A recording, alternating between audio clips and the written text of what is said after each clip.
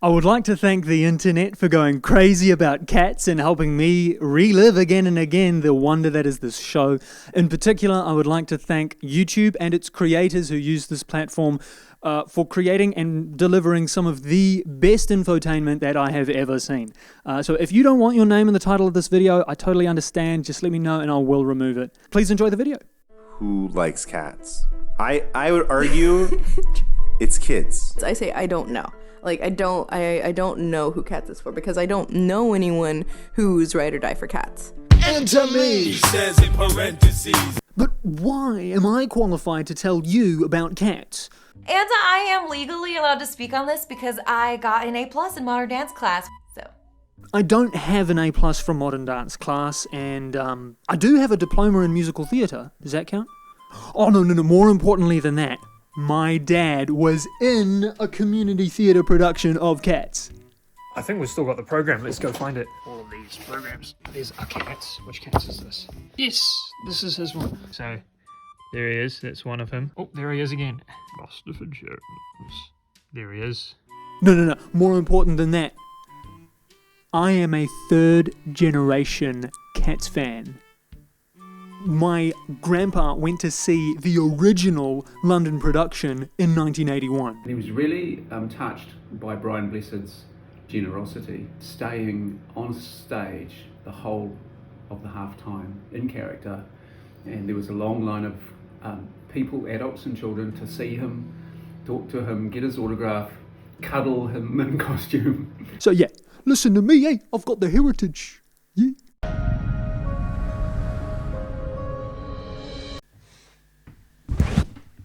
Alright, Cats is a musical written by Andrew Lloyd Webber and Trevor Nunn, and it premiered on... Why are you wearing sunglasses at the table? And where's all the fruit gone? You gonna offer me any tea? Oh, sure.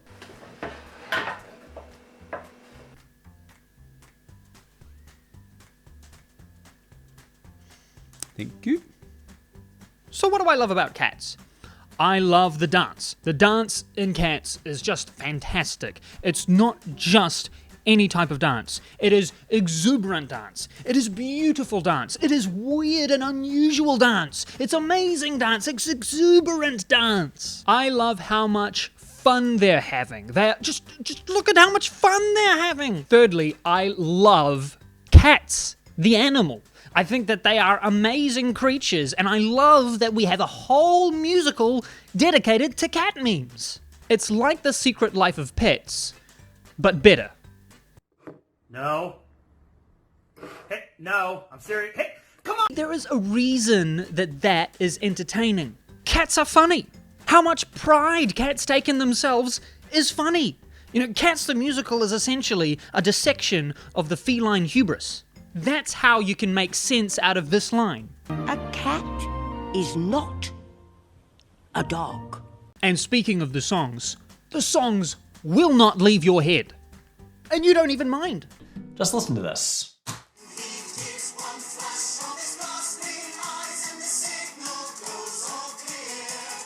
And now that will be stuck in your head for the next 3 days. The fifth reason I love Cats is because of pretend. I love people pretending to be what they're not. It's like in primary school you'd play make-believe. Humans are not cats, and so to see humans doing what cats do, to see humans pretending to be cats, is in its very nature entertaining. Hey, riddle me this in the comments. Do you think that's an objective truth? Is what is unusual in its very nature entertaining, no matter how good or bad it is? Who are you talking to? Oh, right, we're lampooning, yeah. The last thing I'll mention I love about Cats is that I get to enjoy it with my family. With you. Cats is one of the only things I can enjoy as an adult as much as I enjoyed it as a child. You know, even The Incredibles feels a little bit childish to me. But Cats is ageless.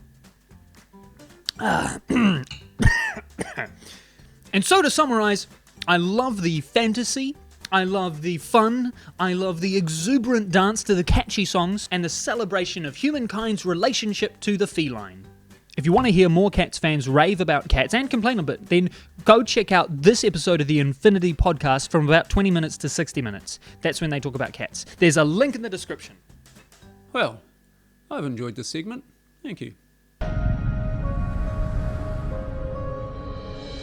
That's fantastic. That's brilliant. Okay, what's the next bit? Looking at everything Cats the stage show is, you've already got a bunch of great reasons why it should be a film. To exuberantly spread to general audiences the celebration of life that is Cats. But show business is a business. Is there any way that this could possibly be financially successful? Why was the show successful? Well, Lindsay Ellis goes into a bit of detail on this in her video, link in the description. But to summarize reductively, it worked for its family-friendly appeal on Broadway, which I admit is a harder selling point in Hollywood, and what I call choreageous dancing. This is dancing that is different to anything anyone had ever seen before. That's the exciting thing about the show. It won't be a jazz show, it won't be a balletic show, it won't be a modern dance show. It will be all these things, we hope, and also something that we've never done before. And that's Cats' selling point. And I just want to point out how weird it is for a dance show to be this popular, right? Because the only dance shows that rival Cats in popularity are ballets, like Swan Lake. No other broadly modern dance show is anywhere near as popular as Cats. I don't know, what do you think are some other really popular dance pieces? Let me know down in the comments. If you want to know more about how dance is such an integral part of Cats, then watch this Gillian Lynn documentary on YouTube. The link's in the doobly-doo. Make the dancing and the kids who love fantasy the target for this movie, and I think you just hit your audience. I want to suggest 2 ways that you could do this in film. Firstly, give the choreographer vision crafting responsibilities. Make dance the reason this film exists. Tell the story of dance through dance. Secondly, lean heavily into the fantasy world. My dad suggested actually filming real cats and then doing some magical lens shift, and then suddenly it's the actors in their cat CGI, and then show them doing something seriously really important, and then switch back to the real world and it's just this normal cat playing with a curtain cord or something. Point is, make the fantasy, not magical realism. That's just a suggestion to help replicate the feel of the Tony Award-winning stage show. But replicating the success of the stage show is not the only goal. Film can even elevate the musical. What can you do on screen that you just can't do on stage? One good example of this is The Little Shop of Horrors, which is, dare I say, the only movie that is better than the musical.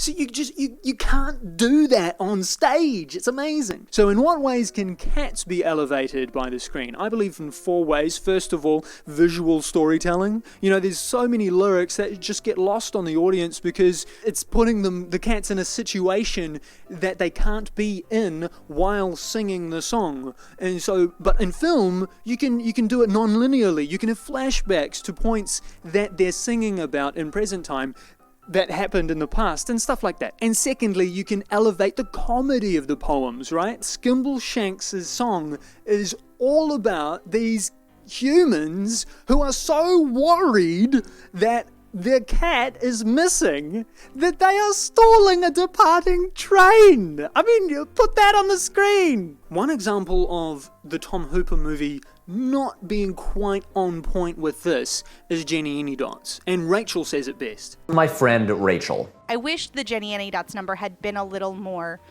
earnest in the same way that it was in the original piece, because I feel like Rebel is kind of making fun of it, just Ian McKellen role-playing Gus the theater cat. Well, and to your point, he gives it a dignity that the Rebel Wilson and James Corden moments don't actually have. Yeah. The third thing you could do is special effects. They used those a little bit. You could be creative with that. And the last thing I'll mention is elevating the plot. Tom Hooper's film did this pretty well. I mean, it linked the songs together in a much more cohesive way. And fifthly, you can use camera effects to elevate the theme. You can tell a whole story in the way that you shoot something. That's another element that you don't have on the stage. But first, I must address the elephant-sized cat in the room. A movie is not a stage show. Before you can elevate a show, you need to translate the show. Two translation issues I've heard are the costumes and the plot. I will tackle each one of these in turn, but there is another reason why you maybe shouldn't make Cats the movie, and that's its message. So I do think this is important because I have a conscience. I know that sounds ridiculous because how could Cats possibly be sending a message? But Maggie Mae Fish made this excellent video and it made me think.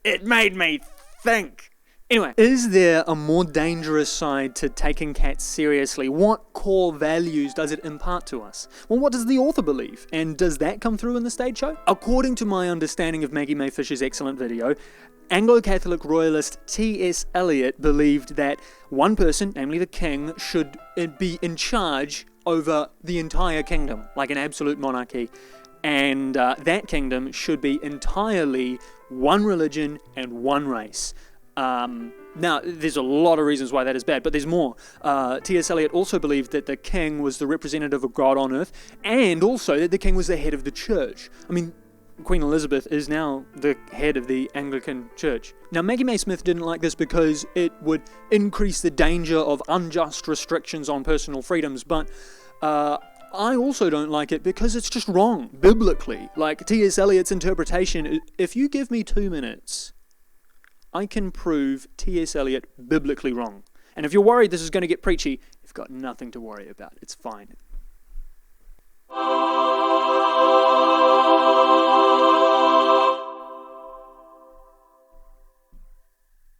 Let's pray. Dear Father, may the words of my lips and the meditations of our hearts be pleasing and acceptable to your sight. In Jesus' name, Amen. If monarchy increases the danger of unjust restrictions on personal freedoms, then it is unbiblical, because we are all made in the image of God and have dignity. I also don't like absolute monarchies because everyone is a sinner, and so no one can be trusted with that much power. The king does not represent God on earth. We just said that all are made in the image of God and are responsible for representing him. But the king representing God on earth is based on passages like Romans 13:1 taken out of context. Paul was referring to pagan kings who unjustly executed Christians. Daniel and Revelation even describe governments as evil beasts. But God also uses governments to execute his justice on earth as he does in heaven. So inasmuch as governments execute justice and don't command sinfulness, the church is required to submit to them, not the other way around. At the same time, Jesus is the head of the church, not the king. Each local body is to have multiple leaders, not one, and every single church member is to take part in decisions, not an elite. The authority over the church is Christ speaking through his word, the Bible. Now, Old Testament kings were living in a theocratic monarchy, and as ruler were meant to point to the king to come, the perfect king to come, who is Jesus. And Jesus, by his birth, life, death, and resurrection, inaugurated a new kingdom, and he is reigning in heaven right now. This is a new covenant, not like the covenant made with Israel, not made with a nation, but with people from every nation and race. This covenant is only with people who have been born again, which is a decision of God the Father in the Son by the work of the Spirit, not a decision of a government agency to grant you a passport. If you want to be part of this kingdom, you don't need a green card. Jesus' death on the cross can be your entire payment to God for all of your sins. All you need to do is ask for it. Accept this payment by turning your heart away from sin and believing in the God of the Bible. And once you join the church, it's God's plan that you be living as aliens in a kingdom that is not your own until Jesus returns. So until that day when Jesus returns, there will not be a theocratic monarchy, and there should not be an absolute monarchy.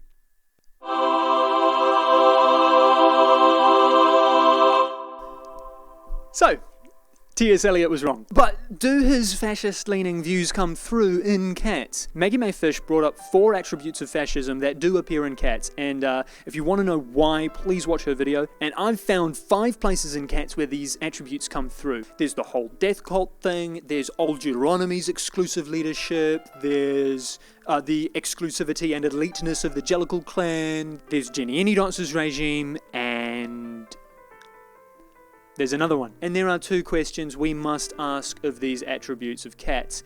One is, do these come from T.S. Eliot? Because if so, then they can be inspired by his bigoted worldview. And the second question is, does this intentionally or unintentionally propagate any harmful ideas at all in general? It's worth asking both of those questions because the answers are different. On the first question, 4 of the 5 fascist-leaning aspects of Cats have nothing to do with Eliot. They didn't, well, not nothing, but they didn't come directly from him. However, these ideas might be quite harmful. The whole death cult idea is loosely based on a discarded idea for the ending of the anthology that T.S. Eliot wrote his publisher. At the end, they all go up in a balloon. So if there is any hint of religion in going up to the sky, there's clearly no sense of cultish competition in Eliot's mind. In saying that, on our second question, this idea is potentially harmful. I hope that no poor soul likes the religion in Cats and so therefore goes and joins a cult. Am I overthinking this? The problem is compounded with old Deuteronomy's exclusive choice over this. I mean, that wasn't in Eliot's writings, obviously, and even the idea of him being a leader of the Jellicles isn't in his poems. The comedy of his poems is just that he's so old that everybody tries to avoid disturbing his sleep. It's quite funny. But the fact that old Deuteronomy decides by herself without any, consultation, it seems, about who gets to go to the Heaviside Lair is problematic. I mean, it's not cool. So the only justification I can offer for this is to interpret the Heaviside Lair as not the eternal destiny of the Cats, but just a way to start a new leaf in life, which, that's fine. That's fine for one person to decide that, surely? Really? Now, the exclusivity of the Jellicle clan is an idea, a theory from before the movie, but it was employed in the movie. Andrew Lloyd Webber, however, doesn't agree with this. All cats are Jellicle cats, fundamentally. And he thinks that Eliot doesn't believe this either. All cats are Jellicles, you see. This is made clear in one of the unpublished poems. Yes. And I much prefer this idea, and the idea of wanting to be part of an elite. I didn't even think about the dangers of that until Maggie Mae Fish brought it up. So, I mean, it'd be very easy for Tom Hooper to be making these choices and for, no one to really question them the way that Maggie Mae Fish does.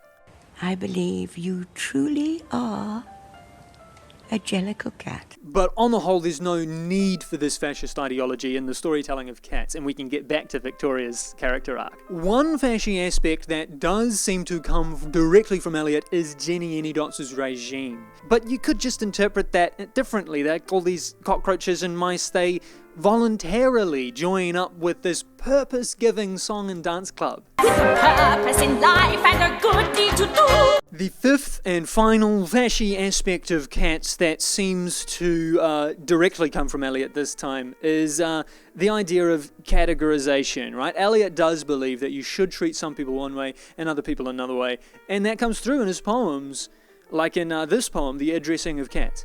You now have learned enough to see that cats are much like you and me, and other people whom we find possessed of various types of mind.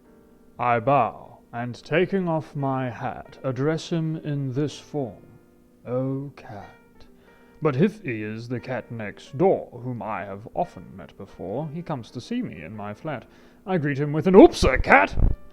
However, in the interpretation in the musical, those lines are cut out, so it reads like this. You've learned enough to take the view that cats are very much like you. You've seen us both at work and games and learned about this form. Oh, cat.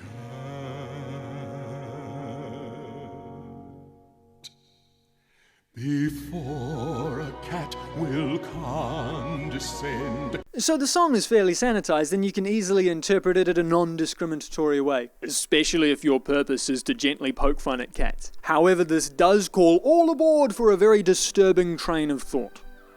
What if the entire anthology, and therefore the entire musical, and therefore the entire film is all about this? Is T.S. Eliot unjustly imposing onto cats his ideas for them and his names for them, and is he doing it in the same way that he would unjustly impose his ideas onto people he doesn't like and his derogatory names on them? Is he teaching us to treat and value and judge people based on their mannerisms and their place in society? If he is, it doesn't come through in the show. And Maggie May Smith agrees with this, but I think it doesn't come through in the function as well as the form, because each of these cats has names that their owner doesn't give them. And Dad pointed out to me these cats have alter egos, that the humans think that they're doing one thing and the cats think that they're doing a different thing. In a way, it's almost the opposite of stereotyping. It's these cats saying, you don't know who I really am. And it's also saying, I am what I take pride in. And it's also saying, every individual is different, and that's a good thing. It's the outcast, the one who is the most differentiated, the one who is looked down upon in cat society itself, that is the most highly esteemed. And that's a picture of the Bible story as well. Adam and Eve kicked out of the garden for their own rebellion against the perfect and pure and wonderful God. God comes down and takes their place, takes their punishment as Jesus on the cross, and then he rescues those same people that rebelled against him and crucified his son, and exalts them. It's taking the outcast, literally cast out of the garden, and making them exalted and sitting them with Jesus on the throne in heaven. And this is what Andrew Lloyd Webber called the heart of the show. And I don't just love cats because it's kind of a gospel analogy. And I know that everything I've said is not a bulletproof argument, and there are some aspects of cats which are not good. But I do think that the heart of the show, or the core of the show, isn't really conducive to bigotry. So how would I interpret cats for the screen? I'm so glad you asked. I believe heavily leaning on cat memes will get you through. And I even think it'd fix the uncanniness of the CGI. Hear me out. I believe CGI was the best option for the costumes in this movie, and let me go through the alternatives. You could have real costumes, and they come with their own problems on set. Not that CGI doesn't, but you never see costumes for people in movies representing something they're not. It doesn't really elevate the show, and animation is amazing. If you don't see real human dancers, kind of lose the point of the show. The third option, which I think is brilliant, and I don't know why they didn't do it, is motion capture. Because everyone's dancing their hearts out, but then they're rendering effects on top of what should be fluid motion. But even with motion capture, they still look like human-cat hybrids. So how could you make it a little bit easier for people to watch? Dad's suggestion of the fantasy realm, that helps a little bit. And there's another option I thought of too. You know how I related Cats to The Secret Life of Pets earlier? We can take a cue from that film to help bridge the gap between the realism we expect in the cinema and the surrealism of CGI fur. The cue is this: portray humans in the movie. Now, I know that Lindsay commented on the weirdness of this before. Humans with their human bodies, throwing away a kitten in a bag, who also has a human body. But hear me out.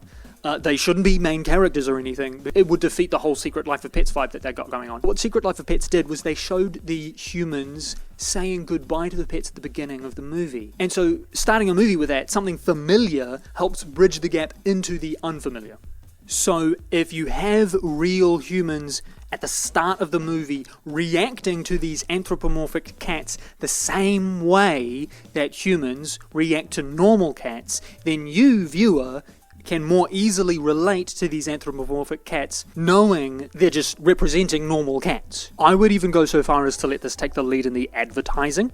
Instead of showing off the CGI, use it to put cats into well-known cat situations. If that is the teaser trailer with like a song clip at the end, then I think the internet will still go crazy, but hopefully in a less negative way. That trailer is not, however, Oscar bait. And as much as a storytelling through movement, stylized, minimalist, dance-centric feature would maybe grab a nomination, I wholeheartedly hooray Lindsay Ellis's words. Gritty realism, Oscar bait? No thank. But the Oscar bait musical, the adaptation for adaptation's sake, let it burn. Yay! Now, just maybe, films can be made of musicals for the musical's sake. So, the Oscars don't like what is light and fluffy. Like Cats. I described Cats to my friends before we went to see it as the Michael Bay movie of musicals. It's all spectacle and no substance. But even Michael Bay movies have plot. So, let's talk about the last aspect to translate: the plot. The first change Tom Hooper made was Victoria discovering the Jellicles, giving the plot a main character. The stage show doesn't have a main character. The audience surrogate is a great narrative trope that they employed well in the film. If I were to ask more, have Victoria react differently to the different things, have her interactions with these things have consequences. But what should those consequences and reactions be based on anyway? What story are we trying to tell? Well, there is a motif throughout the show, a repeated word, not cats. The word happiness. Just listen to this. I remember the time I knew what happiness was. The moments of happiness. Any meaning we can assign to happiness. If you find there the meaning of what happiness is. And the most important song in the musical, which is the climax of the show and the turning point of the show, has a line in it which is the turning point of that song. If you touch me, you'll understand what happiness is. If understanding what happiness is so important to the Jellicles, what do they understand happiness to be? Well, Jennyanydot thinks it's social reform, the Rum Tum Tugger thinks it's hedonism, Grizabella is the first cat we meet who really isn't happy, Bustopher Jones thinks it's fine dining and social climbing, Mungo Jerry and Rumpleteazer thinks it's theft and anarchy, and I just want to add that I think Bomballerina should be a detective in this story and that she should give some bad consequence to Victoria for hanging out with Mungo Jerry and Rumpleteazer, just a headcanon. And I also just want to say on Old Deuteronomy being a woman, I think it totally makes sense because cats are matriarchal and Dame Judi Dench slays, but you know, I just wish we had the opera.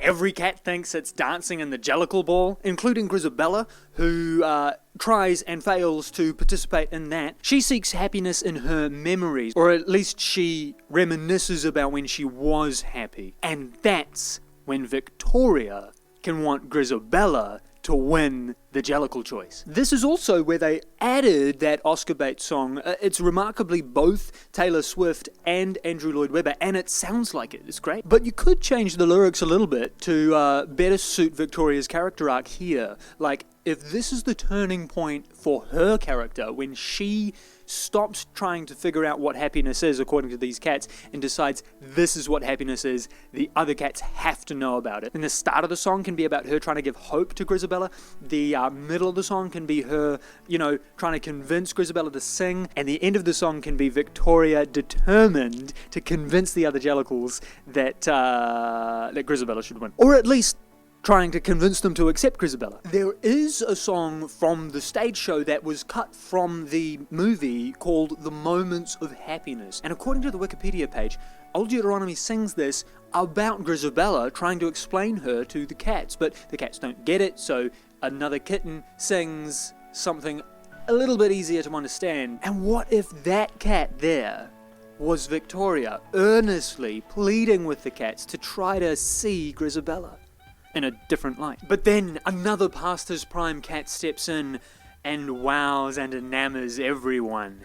Gus the theatre cat, who is still happy from his past experiences. And it looks like Grizabella might not win. And then, of course, there's Skimbleshanks! And he wows the crowd with his career success and prestige until McCavity swoops in, abducts old Deuteronomy. Now, Nando v Movies pointed out a lot of things that are wrong with his song in the movie, and I agree with a lot of what he says, and he comes up with some great solutions. I see my own problems, and I also see some good solutions. In the original show, McCavity doesn't want to be the Jellicle choice. It was a very good way for the movie to very simply bring together the songs of the show if McCavity is also aiming for that goal. But he just comes in, steals old Deuteronomy, and then the song happens, and then he returns disguised as old Deuteronomy, but he's found out, they have a big cat fight, and all the cats gang up on him and he leaves. So what is McCavity's motive?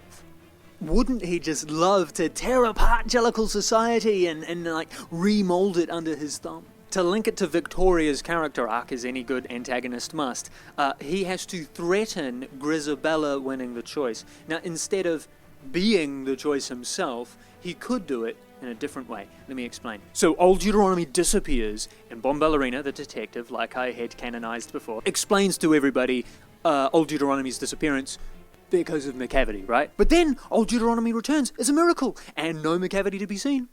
But then something so strange happens. It's time for the Jellicle choice, and she simply says, "There is no Jellicle choice." Everyone is just blown away. Mungo Jerry and Rumble Teaser arrive and try to cause havoc so that old Deuteronomy can get away. But Mistopheles manages to slip through and shoot his magic at old Jute, and McCavity's disguise fades away. So there's this big, awesome dance cat fight, which I'm so sad they cut from the movie. And McCavity eventually has to leave. But in the fray, Mistopheles is injured. But now, McCavity's gone. And so is old Deuteronomy. There's no Jellicle leader. There's no Jellicle choice. Enter the Rum Tum Tugger. Yeah, Mistopheles was one of the weirdest changes they made, because there's no self-doubt in the show, right? And there's no trying again and again in the show. If there is any conflict in the song, it should relate back to the theme, which we've said is the pursuit of happiness, right? So the Rum Tum Tugger singing the Mistopheles song like he does in the show is a reversal of his previously characteristic selfishness and pride. You ought to ask magical Mr. Mistopheles, the original conjuring cat. And if you like the added rivalry between Tugger and Mistopheles for Victoria's attention, but if you don't like the straight washing of Mistopheles, then it can be purely platonic, attention seeking. But if you like that rivalry, then this is a reversal of that rivalry too. And so Tugger tries to convince everyone to give Mistopheles the help. Remember, he's just been injured. The help he needs to perform the magic to bring old Deuteronomy back. And let that magic be just, covering 3 kittens with a blanket and then pulling it away to reveal old Deuteronomy. And the 3 kittens just pop up around the room in different places. And when old Jute is conjured back, Grizabella finally sings her song. Wows everybody. Her happiness is found in hope despite suffering.